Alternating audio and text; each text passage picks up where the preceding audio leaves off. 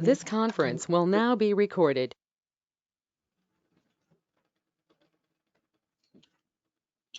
Very good evening, students. So today I am back with the discussions on previous year's question paper JEE Mains, that is September 2020. So today onwards we'll be discussing PUYQ. So as I said, first I'll take up 2020, then 2021 and 2022, then 2023 again. Okay, like that we'll go for PYQ discussions subsequently, so that we can make thorough revision of all the concepts required for JEE Main 2024. So please be attentive during these discussions. Okay, so let us start our discussions. So the first question says, a physical quantity Z depends on 4 observables A, B, C, D, as Z is equal to A square B to the power 2 by 3 whole divided by square root of C D cube. The percentage error in the measurement of A, B, C and D are given as 2%, 1.5%, 4%, 2.5% respectively. So the percentage error in Z. So this is from error analysis, as you know, from the very first chapter, units and measurements. So there are many types of question may be there. One is dimension. Okay, dimension problem. Another type of problem is the various instruments you have. Actually those things have come now as experimental skills, but you have precision in measurement, precision. Okay, I hope SSI precision in the measurement, then error analysis. So this kind of questions will come. So one type of question is given here. So let us try to answer this question. So see, whenever you have this kind of question, percentage error, you know, percentage error is actually del Z by Z into 100. So this is actually giving you percentage error. Okay. So what is our main agenda here to do? We have to find out del Z by Z, and see the expression for the Z is given here. A square B to the 2 by 3 whole divided by square root of C D cube. Okay. So here you know how to get this, right? So you have to actually take logarithm. Okay, for all of them, and when you take logarithm, see for A square, see I can take this power in front as coefficient and then take log A. Okay, then similarly 2 by 3 log of B. What about this and this? See, since we are going to get see, this percentage error means maximum proportional error in percentage. So error always has to be calculated in maximized manner. Okay, maximized. Error has to be always written as maximized. Okay, so if you want to maximize, so you should not take minus, so you should take plus half error has to be always maximized. Okay, so maximum proportional error also we say that. So this will be this log of d. Now rest of the thing is, you know, right? So you have to take derivative of this quantity, each quantity with respect to itself. Okay, so we write del z by z. Okay, similarly we'll take for the other quantities also, like this del a by a. Okay, if I write as percentage, so for all of them we will get as percentage. So 2 by 3 del b by b. Similarly half del c by c. Okay, plus del d by d. Okay, so look, now we have got del z by z as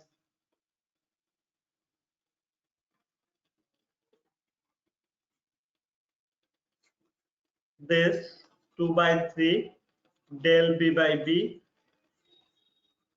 then half del c by c, and then we get 3 del d by d. See, these quantities are given in percentage already. Okay, if I multiply 100 over here, so I should get percentage, in percentage, all of them. Okay, so these things are already given. You see in the question itself, a is like error in the measurement of a is 2%, and that of b is 1.5%. For c it is 4%, and for d it is 2.5%. So I can write here, this is 2%, 2 by 3 into 1.5%. So these are all in percent, so I'll take percent sign later at the end. So this, I guess this is in terms of 4. Okay, 4%, and this is 2.5%. So this is 4 plus this is 1.0 plus 2 plus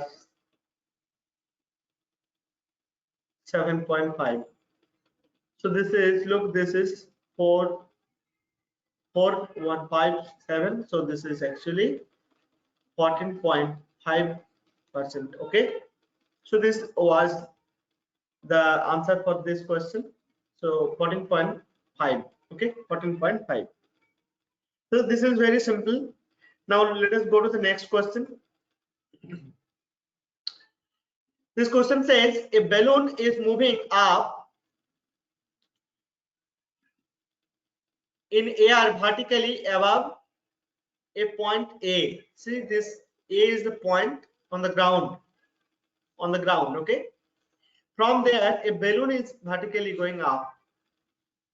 When it is at height h1, this is h1. Okay, h1, a girl standing at a distance d at the point B from A.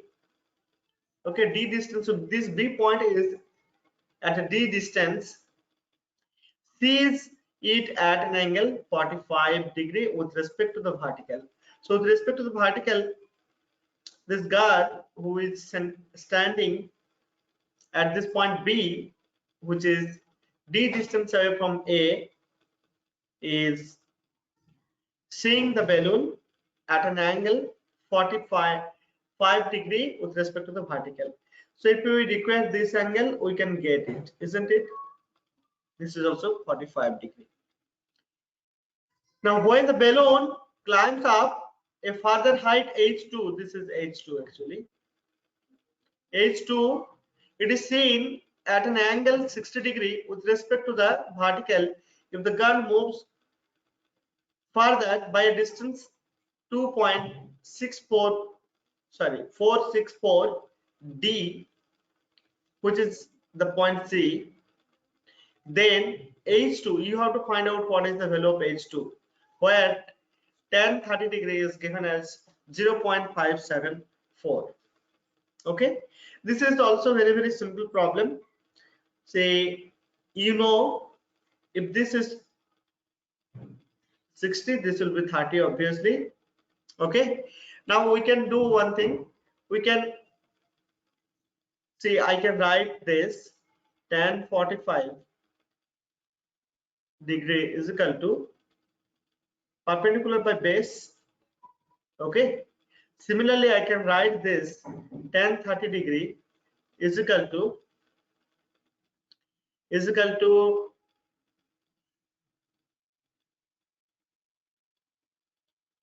h1 plus h2 divided by this d plus 2.464 into d. I hope you agree with me. You know tan 40 is equal to 1, so h1 is equal to d. Okay, now look here. So I have got h1 plus h2 is equal to this, so I have to actually multiply this. This is root 3 into d plus 2.464 minus h1, which is equal to h2. Okay, so h2 is equal to, so this is into d, actually this is into d, and 1d is here. You look here, root 3 whole into d plus 2.464 d minus of d.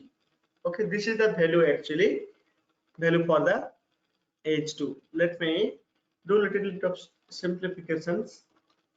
So I have this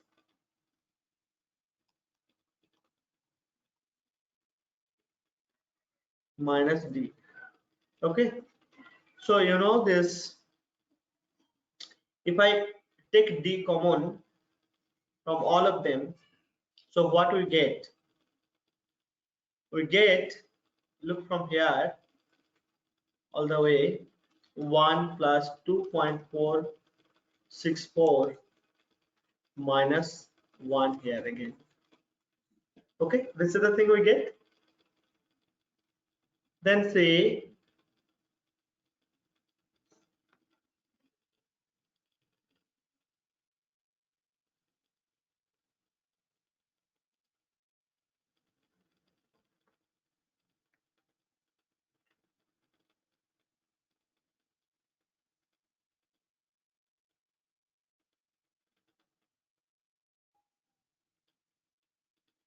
okay, so I think better to go with this value, uh,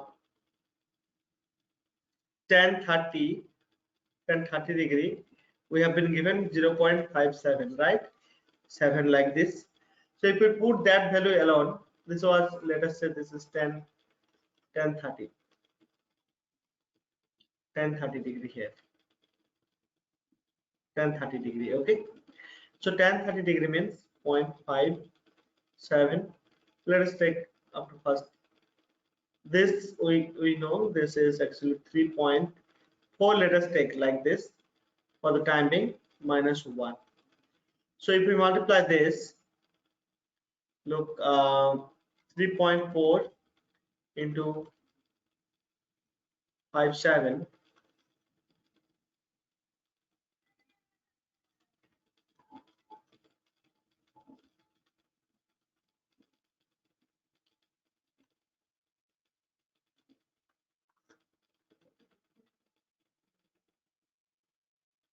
Okay, so this will be,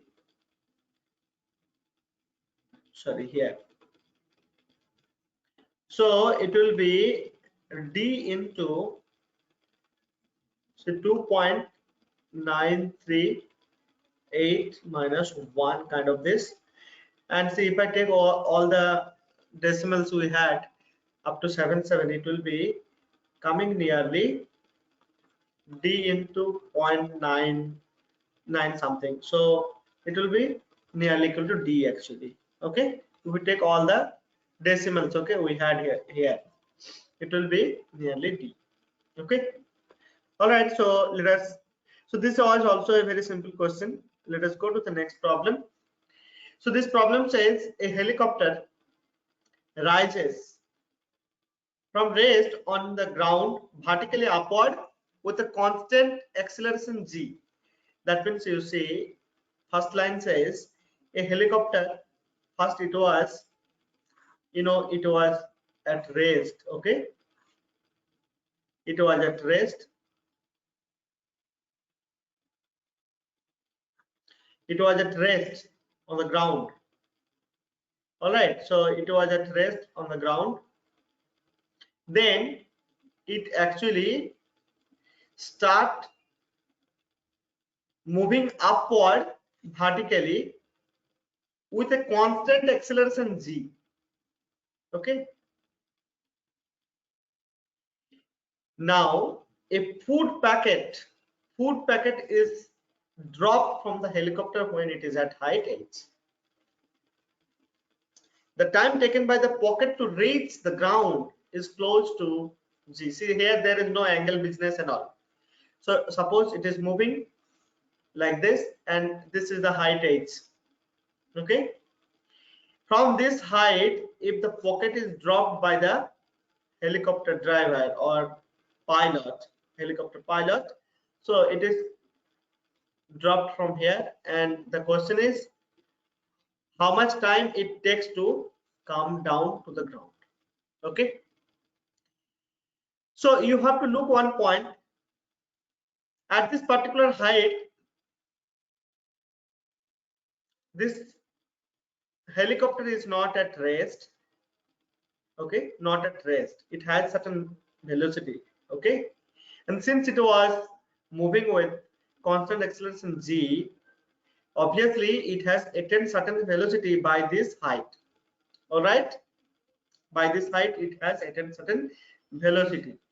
So when this pocket is dropped, pocket already has certain velocity in the upward direction as initial velocity. Now you are dropping.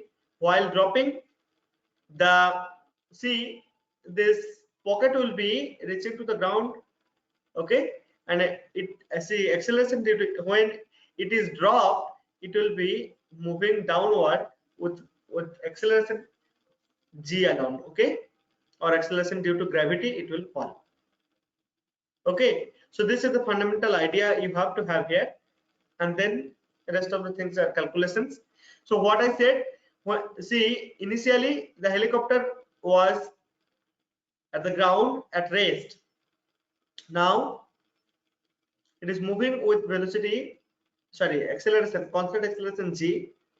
After reaching at height h, it is dropping certain pocket, some pocket, some food pocket. Okay,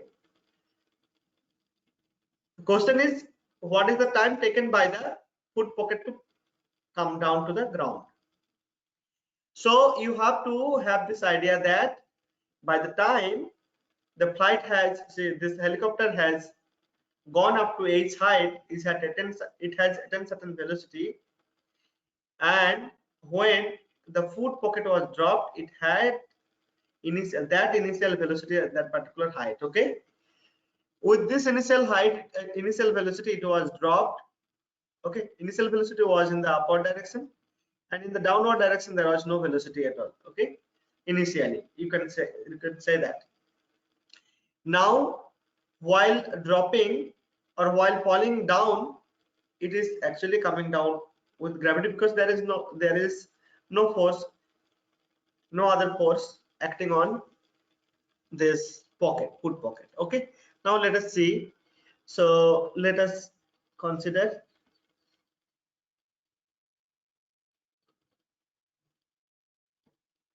the helicopter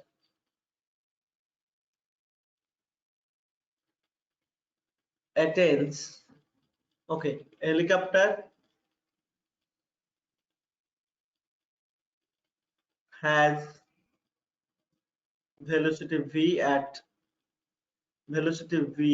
at height h. So you have to find out that velocity. Okay. So how to find out?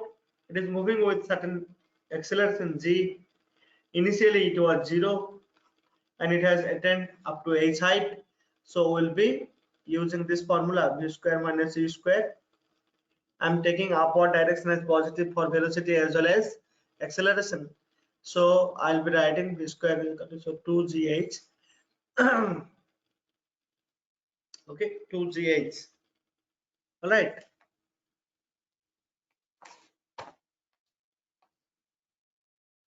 So initially this velocity is 0. So I have got the value of v to be square root of 2gh.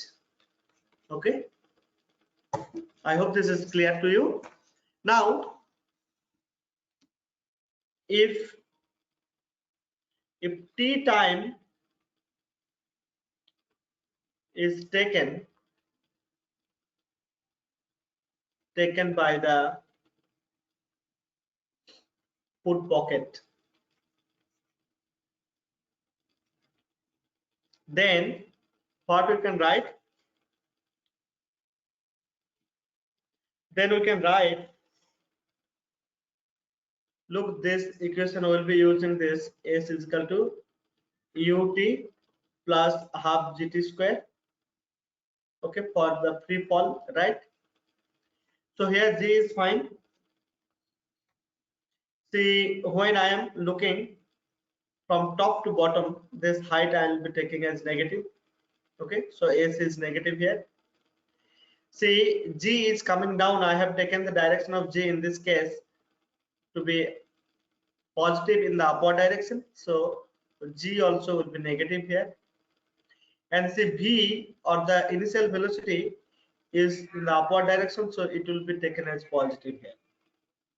Okay, so I'll write minus h.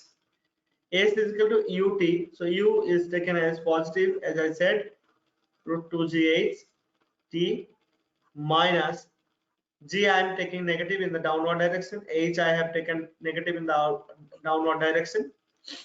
Okay, so minus g t square. G because it is free fall. Okay, acceleration g because it is free fall. Now see, I have got, if I just rearrange this equation, so I'll get a quadratic equation of t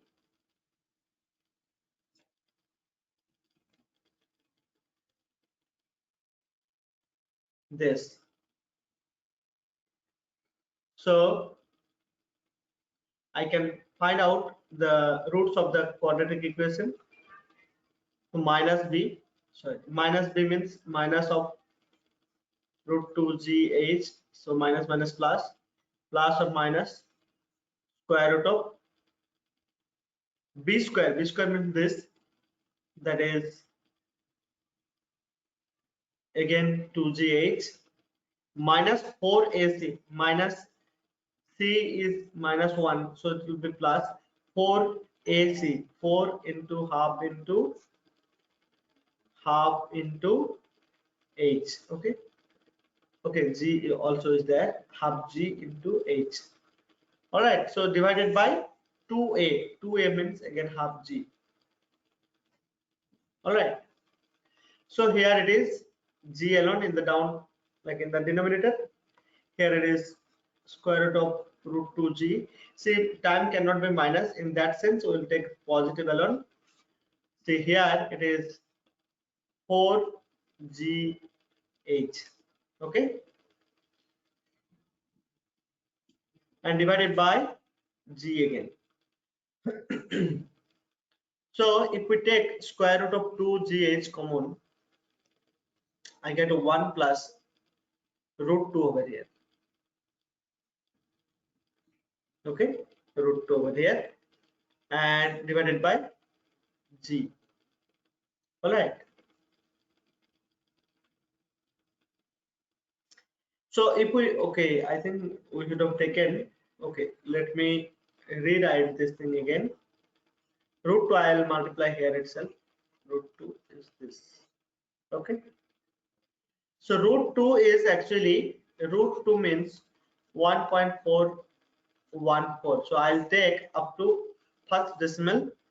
So if I take that, then it is 3.4 square root of h by g. So this is the answer. You might have different options. So this is the option B, which is correct. Okay. I hope it is clear to you. Now let us go to the next problem.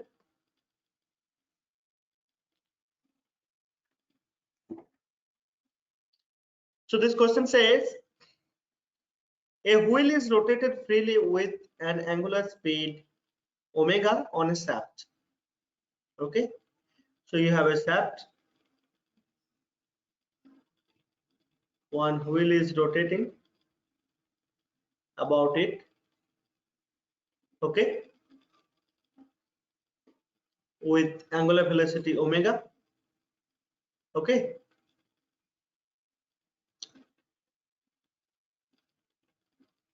The moment of inertia of the wheel is I. So moment of inertia of the wheel is I. Alright. So moment of inertia m dot, I am writing MOY, moment of inertia, MOY of wheel is I.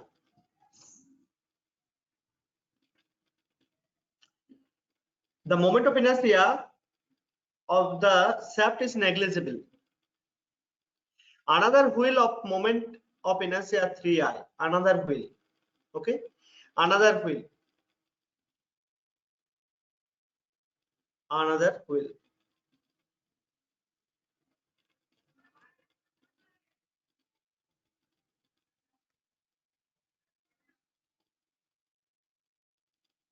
Wheel is 3I. Is initially at rest, is suddenly coupled to the shaft. Initially it was at rest and suddenly it is coupled to the shaft. The resultant fractional loss in the kinetic energy of the system. That means another wheel is just connected to the shaft suddenly. Okay. Then what will be the fractional change or fractional loss in the kinetic energy? It is said.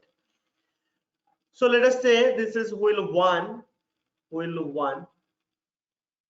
So it has moment of inertia I and it was rotating with angular velocity omega. Now this is wheel 2, which was initially at rest. It has moment of inertia 3I. And what is this omega 2? We don't know that. We have to actually find out that. So when these two wheels are connected to the shaft, since they have different moment of inertia, and obviously here the moment of inertia, the total moment of inertia of the combined system will be 4I. Okay, this is moment of inertia of the combined. Okay, so this is MOI of the combination.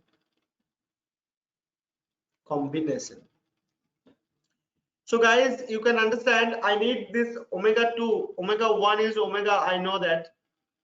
So we need to find out. So this is, suppose I1 is I actually. Okay, here, and see this is I2, I know. So I have to find out after connecting this what will be the angular velocity of this. Okay, so that we will get, in a sense, the angular velocity of the combined. Initially, what was the angular velocity? Omega 1. Initially, it was omega. Now you have to find out after combination. Okay, after the combination or after combining this two, what will be the final angular velocity? This we have to find out. So for that, you know what you have to do? You have to use angular momentum conservation. Okay, angular momentum conservation, L conservation. You know that right? L is equal to L1 is equal to L2. So this has concept, okay? So how to find out that then? Say I1 omega 1 is equal to I2 omega 2. So this will be the law of conservation of angular momentum. So omega 2 I can find out from here, okay? Omega 2 can be found out from here. Omega 2 is equal to I1 omega 1 divided by I2, okay? So omega 2 is I1 omega 1 divided by I2. I1 omega 1 divided by I2. So I1 is I alone, omega 1 is omega divided by I2 is 3I plus I. Okay, so that is 4I. So it will be actually omega by 4. So I have got now the final kinetic final velocity. Now I know initial kinetic energy, rotational kinetic energy half I omega square. What is the final kinetic energy? Half 4I omega by 4 whole square. That means half omega square by 4. Okay, I obviously will be there. So you look, this is actually EI by 4. Okay, so what is delta? Fractional change means delta E by EI. Okay, so delta E is how much? Delta E is EF minus EI divided by EI. This is the fractional change which we need to find out here. Fractional loss. Oh, I see. This is loss means EI minus EF. EI minus EF, fractional loss. So that is, this is E, right? EI minus EI by 4. So this is 3 by 4 here, 3 by 4 EI divided by EI. That means it is 3 by 4. This is the fractional loss. Okay, fractional loss of kinetic energy. So guys, here what were the turning points? Turning points. What is the? So I'll write it here. What were the, like, which points were the turning points? So you learned here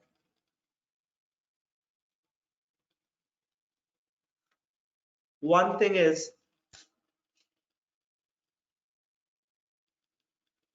what is the new moment of inertia when two wheels are connected. Moment of inertia when two wheels are connected. Two wheels of different MOI were connected. So this was one turning point. Another turning point. How to calculate, how to find out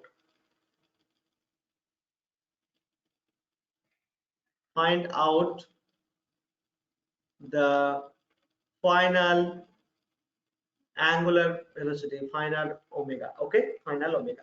So these were actually two turning points in this problem.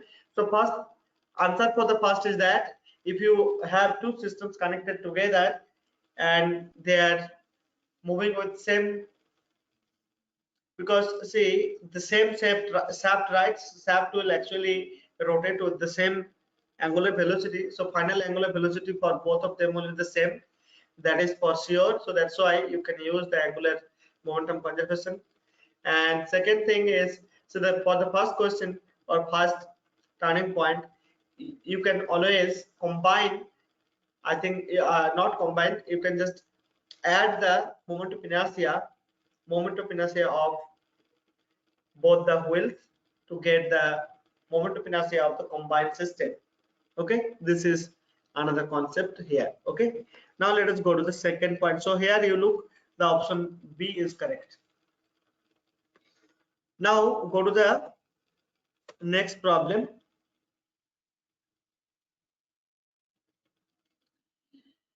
This problem says the value of acceleration due to gravity is g1 at a height h is equal to r by 3. Sorry, r by 2. H is equal to r by 2, which is the radius of the earth from the surface of the earth. That means, there is a position. So suppose this is the earth, this is the radius. So from the surface of the earth, there is certain height h is equal to r by 2. At this particular height, the acceleration due to gravity is g1. It is again equal to g1 at depth below d. See, I have this thing at r by 2. Again, you get at certain depth. Okay, certain depth from this. Okay, depth is always actually measured from the outer surface. Okay, this is d depth. So this much depth, at this much depth, so at this particular position, say the acceleration due to gravity is again g1. Okay, so this is your r here, and this is d. Okay, from the surface. Okay, from the surface, depth means depth is always measured from the surface. Okay, whereas distance always measured from the center of the earth. Okay, distance while calculating acceleration due, gravitational force will always take center to center distance. Okay, so we know, this, for this, we know the formula, right? G is equal to gm by r plus h whole square. So you might be thinking, why don't we write directly? So if this is gr square, okay, I'll write gr square, and here I can take this as, see, r square I can take common here, 1 plus h by r whole to the power this I can take into up. Okay, so then I can write 1 minus 2h by r. Okay, like that we can write. Okay, so this is actually not a general formula, I'll tell you that. So I can write like this. Okay, look, if I write this directly instead of writing the first line, this is actually approximated one. Okay, and this, say, this I can, this gm I can write as gr square. Okay, gr square, let us write that. Gm I can write gr square. So if I write that here, you look, h is equal to r by 2. If I write, what you get here? You get absolute zero. Okay, that is not true. That's why approximation is possible. So this approximation is applicable when r is much greater than this height. Okay, or in other words, height is much less than the radius. Now in this case, see, height is comparable to the radius of the earth, so that's why we'll be dropping this direct formula, whereas we'll be writing this formula. Okay, we'll be writing this formula.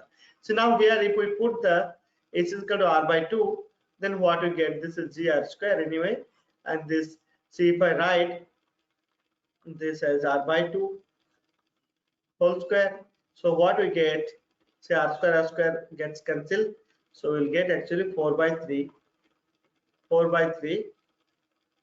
I'm sorry, yeah, I think 9. Let me see that. So g 4 will be there, and see here it will be 9. Okay, so 4 by 9 g. Now we'll go with the depth. We know g prime is equal to G into 1 minus D by R. This is fine. Okay. So we don't know this D. We have to find out what we have to find out. We have to find out D by R ratio. Okay. The ratio D by R we have to find out. Okay. This ratio D by R we have to find out. So both this G prime are actually both are actually G1 given in the problem. So I can just equate them. Let me just go here. So I can write G into 1 minus D by R, which is equal to 4 by 9 into G. This I can write. Okay. So this G can get cancelled. So D by R is equal to 1 minus 4 by 9. So this will be 5 by 9. So there will be options over here. Yes. So 5 by 9 is the correct answer for this question. Okay. Okay. All right. So let us go to the next problem. So what was the turning point, or what was the point to remember? We should not say h when h is nearly or comparable to r. We should not use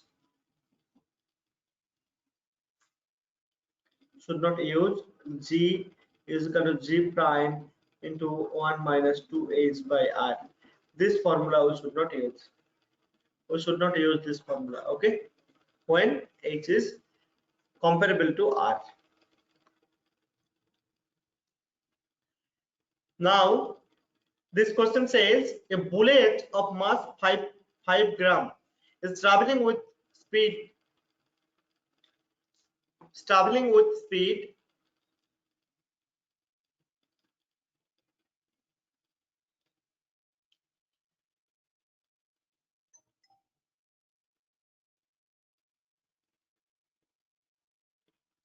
So, this question says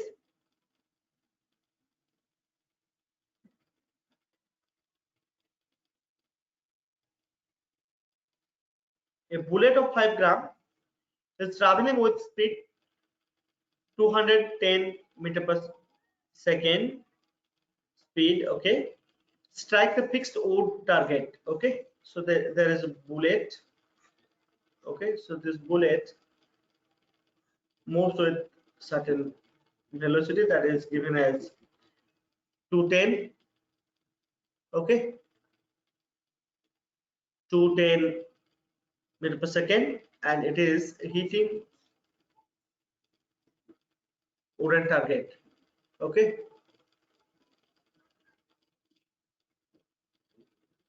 okay, it had hitted the target, say like this. Okay, wooden target. See, after hitting the target, one half of its kinetic energy is converted into heat in the bullet, while the other half is converted into heat in the wood. Okay, this is the question. So this is the fact. Okay, so wood also will get heated up, and also the bullet, both will be getting heated up. That means, you know, the kinetic energy, the whole kinetic energy has divided, is divided into two parts. One is the heat energy, and another part is manifesting as the heat energy of bullet. And so there are two parts, as I said. One part is heating up the bullet, another part is heating up the wood itself. The rise of temperature of the bullet, if the specific heat of the metal is this much, 0.030 calorie per gram centigrade.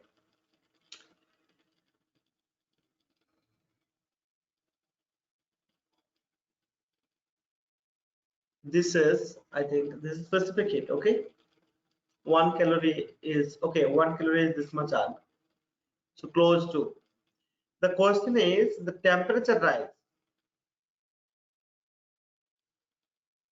The temperature rise of the bullet if the specific heat of its material,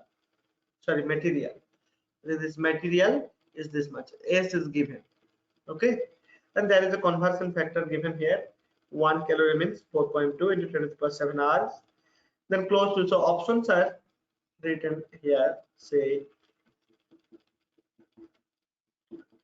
this was degree centigrade. B says it is 87.5 degrees centigrade. C says it is 38.4 degrees centigrade, and D says it is 119.2 degrees centigrade. Okay, so these are the temperatures given. You have to find out the rise in temperature in the bullet. Okay,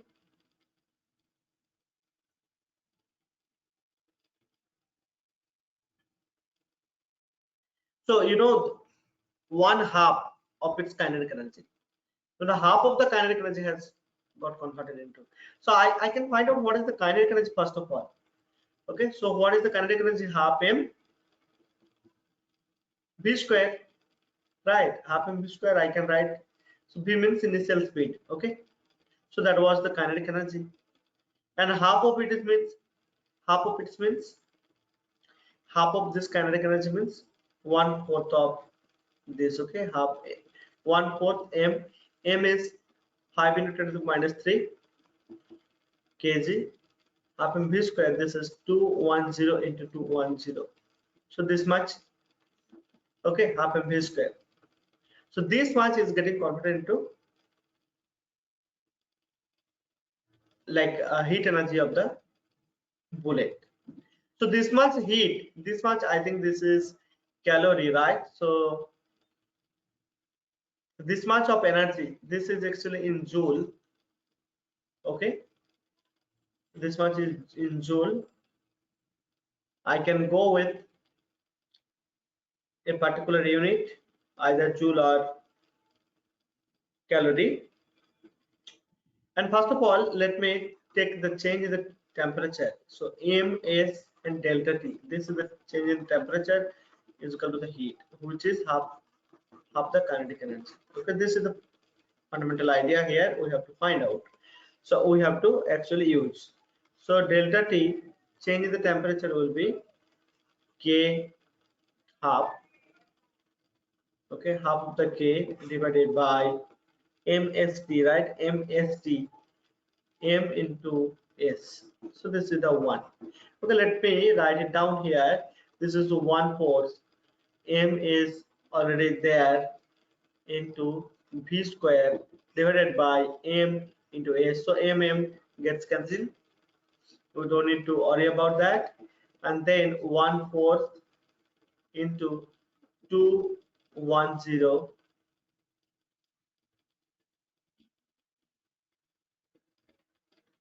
into 210. This I can make into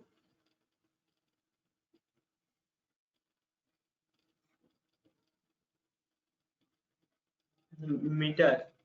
I can go for centimeter. Okay, centimeter into 10 to the power minus 10 to the power 4 actually. Centimeter, because the S is given in calorie, so we can use directly this 0.0.030, 0.03, at least we can use that. Okay, so obviously this is calorie to arg. I have to go for arg actually, so I have to multiply this 4.2 into 10 to the power 7 arg. Okay, so if you do this calculation, you will be able to easily find out the answer. Let me just do it. So this is 21 into 21. So this 2 I can write into the 10 to the power 6. So here I can go multiply 10 to the power 3. Here I can just directly write this, and this is 10 to the power 7.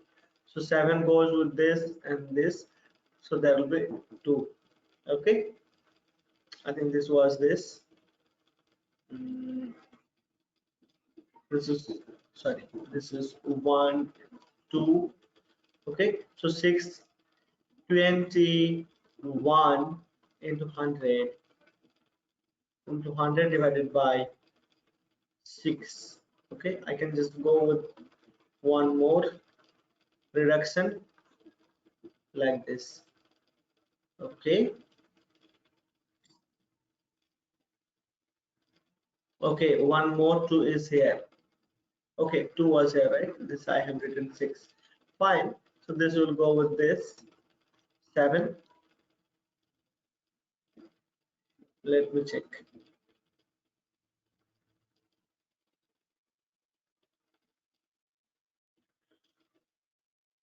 One 4 also was there, which I have omitted actually. 4 also will be there. Okay, so down there will be a 4 here.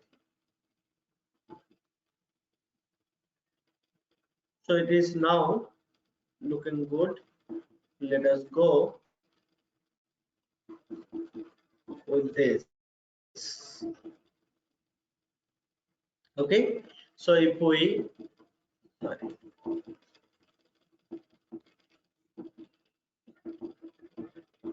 if we divide it, it's like this.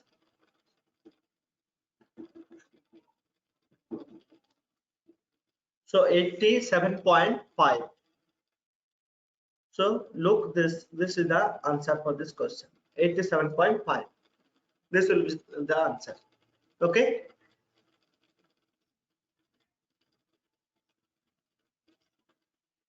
So this was, I think, I have to stop it here for today. Next day we'll take many more problems from the same paper, same JEE paper, September 2020 JEE Main. So thank you for your patience. Bye for today.